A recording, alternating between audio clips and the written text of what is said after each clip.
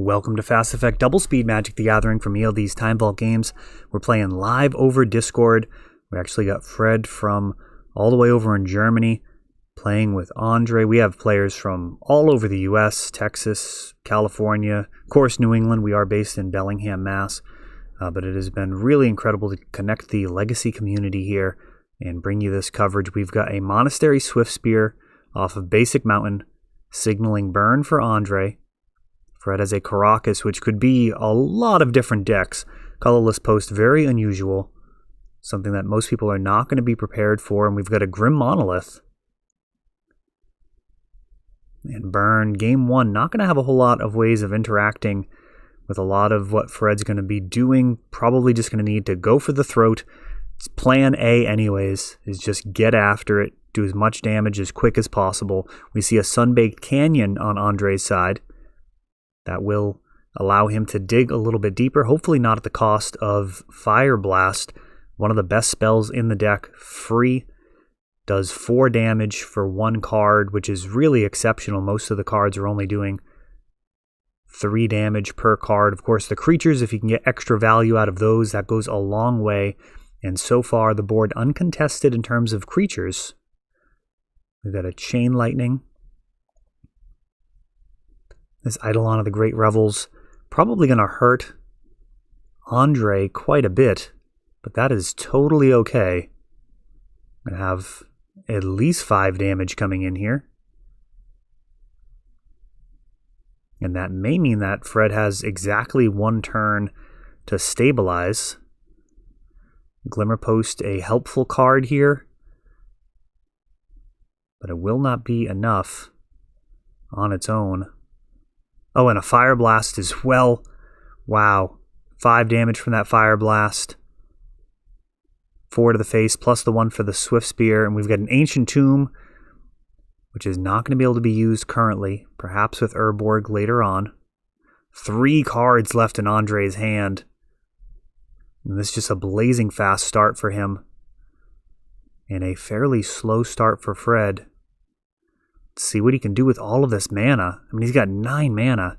Can't even really think of anything he could have kept that wouldn't be able to do something with 9 mana. We've got a Golos. Grabbing a Vesuva. That's going to allow for a couple more points of life, but sitting at 3 against burn, not exactly comfortable territory. Price of Progress, doing all the damage. Now, if Golos had been able to grab a Glacial Chasm, which is often the way that you try and deal with burn, you're still going to lose to Price of Progress when you do finally let the shields down. You kind of put your opponent in a place where they kind of have to have that Glacial Chasm. Very often you can use Thespian Stage or Vesuva to copy it and kind of cheat the upkeep marginally. I mean, you're basically cheating the ETB when you use Thespian Stage. And of course, the way that upkeep works now is you actually put counters on the card, something that we don't usually see people do. There are some times where it's actually relevant. So burn, making it look like a really tough matchup here, but with the play, Fred could potentially land like a Chalice at 1 and really put Andre in a difficult spot. No, just leading out with a Cloud Post.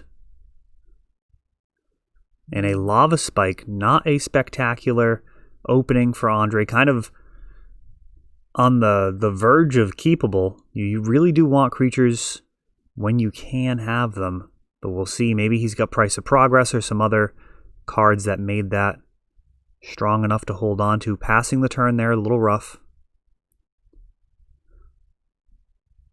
A Goblin Guide or Monastery Swiftspear can really add up over the first couple of turns. And a Chalice at 1 and now a Chalice at 2. This would be a good time for a Smash to Smithereens. And it's going to be a Price of Progress for 6. Though from here, I'm not actually sure.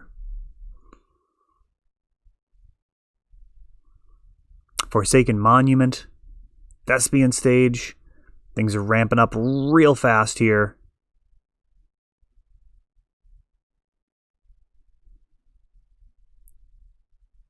just so much mana. Each of those lands are going to tap for 6. Rift Bolt being suspended, but Fred's already gained a ton of life and gaining even more as Vesuva's copy Glimmer Posts.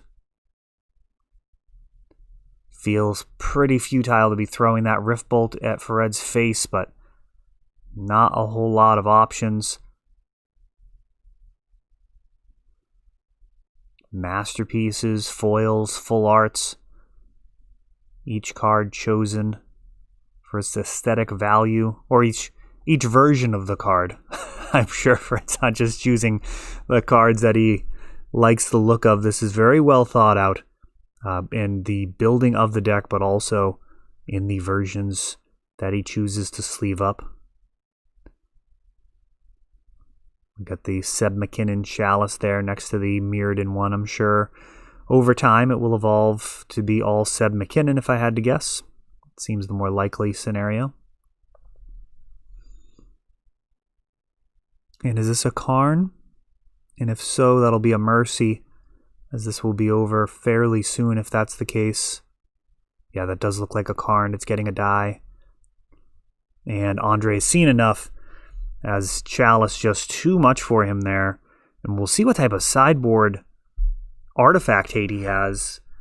Smash to Smithereens, very often a 4 of for burn, as you really, really don't like to get blown out by Batterskull or Chalice. Those are probably the two that come to mind as the most useful.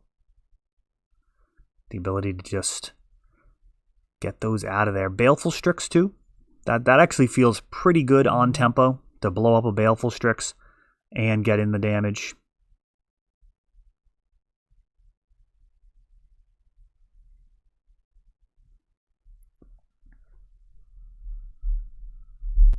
As we skip ahead here to Game 3, this is actually the final match of the evening. The finals to determine the winner of our Wednesday Night Legacy.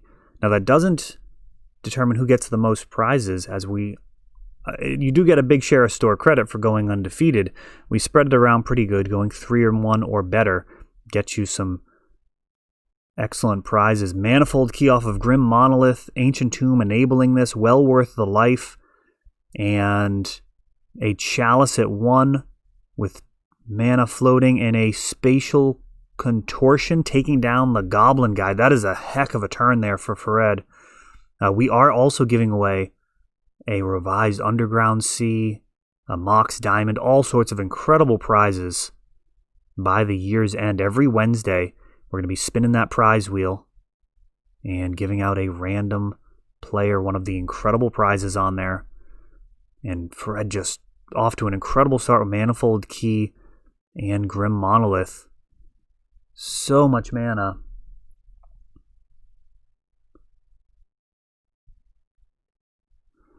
And now Karn creating a morph.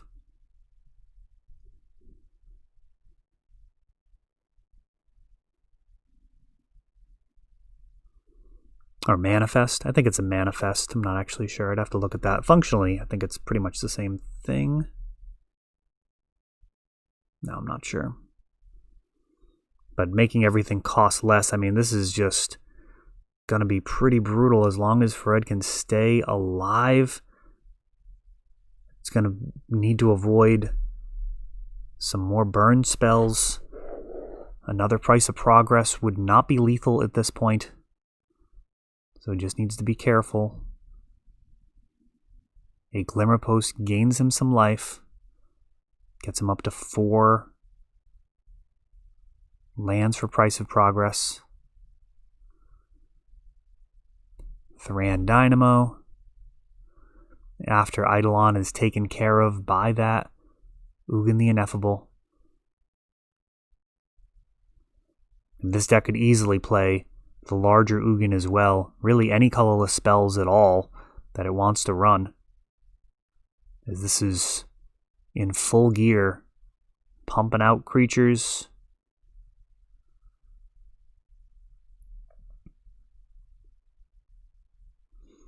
And this is not looking good for burn.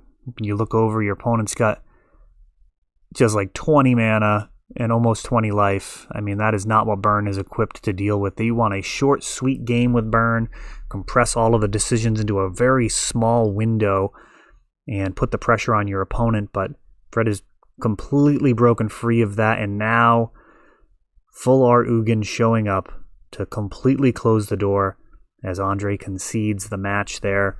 Burn really has a tough matchup versus this colorless post list.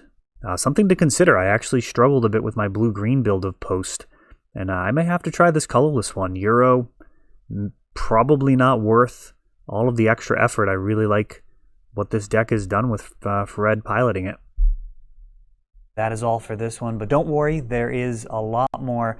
You can check out our older videos, and we're always putting out new videos from ELD's Time Vault Games in Bellingham, Massachusetts. If you want to help the channel, of course, you can like, subscribe, share, tap that notification bell so you can know the next time our new videos come out. Thanks for watching.